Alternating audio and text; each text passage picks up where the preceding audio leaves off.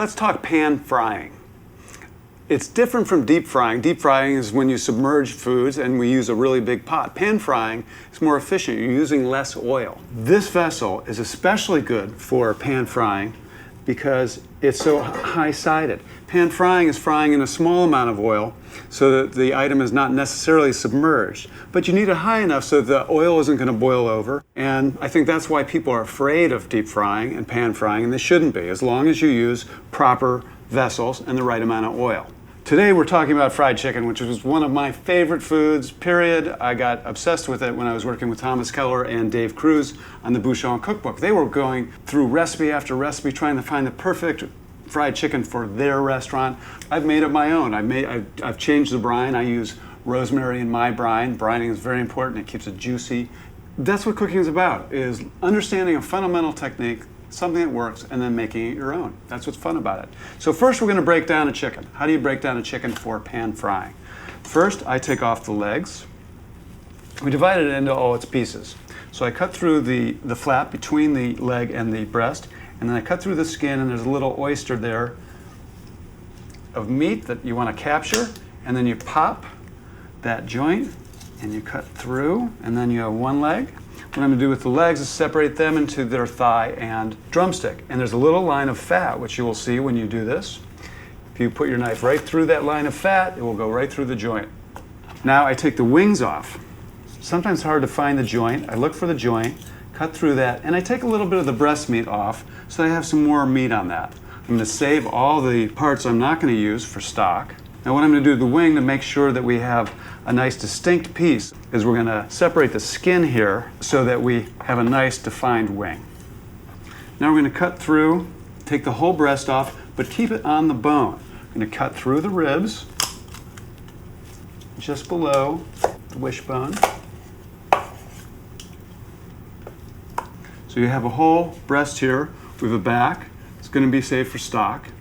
And for fried chicken, we want to keep it on the bone because that'll keep it nice and moist.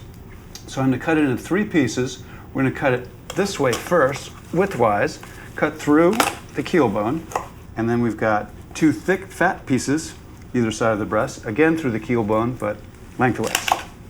And then we have our 9 pieces of chicken. We're going to put them in a bag. We're going to brine them. Now, why do we brine? Is it worth it? Why go through this extra step? We brine for very good reason. One, it's salt water. It seasons the bird. The salt penetrates the bird. So we season the meat thoroughly throughout. The brine also flavors the meat. I use lemon and rosemary and some onion in my brine. I'm going to just brine it for at least 8 hours or overnight. And get all the air out. And you haven't used a lot of brine. Tie that off with a twist tie, and I'm going to pop it into the fridge overnight. The best cooking advice I've ever received has nothing to do with cooking. It has everything to do with being organized before you begin cooking. Being organized makes all of cooking easier. Mise en place, tools in place, nothing that you don't need in your way. That's where great cooking begins. Okay, now here I have a whole bird cut up just as I just cut it up that I brined last night. And we're going to bread it. This is a standard breading procedure. So I put the thighs and the drumsticks in, give it a little shake, get it started. The buttermilk sticks to the dried flour. And then the second flour sticks to the wet buttermilk. That's how breading works. When you're doing this, try and keep one hand clean. It can be a little messy because your fingers tend to get breaded as well. This is a little spicy. It's got some cayenne in it. It's got pepper. Pepper, I think, is a critical seasoning in fried chicken. I use about a tablespoon per cup of flour as my general rule for the perfect amount of pepper. And then you shake off the flour, and there's a piece ready.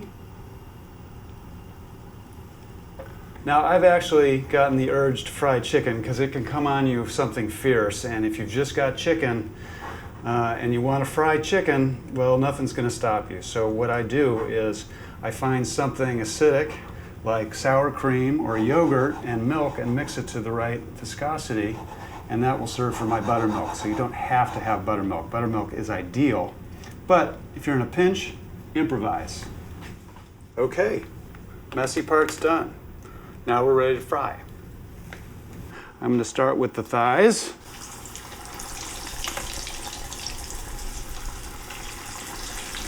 And I just gently lay them in. If you want, you can use tongs. Those are fine. Just as many as will comfortably fit on the bottom. I'm going to make a little bit of room. I got a little bit more room here for the wing, I think. That way I'll be able to get it done in 2 fries. What I really love about this technique is that I don't even really need to worry about how done it is. I'm going to cook it till it looks good, and then I'm going to put it on a rack and put it in a 200-degree oven and let it sit there and finish cooking in there while I finish frying off this chicken. When I finish this, I'm going to relax for a little while and let that finish cooking. It's a great technique. Oh, gorgeous. See already, I can't wait to eat this. Okay, here it is. I've relaxed a little. I've finished dinner. I'm ready to put together a platter. I love to serve fried chicken family style, so I'm just going to arrange it. And a drumstick. And I love lemon with fried chicken. Gives a little visual blast of color and a zing of flavor as you're eating. With the rosemary.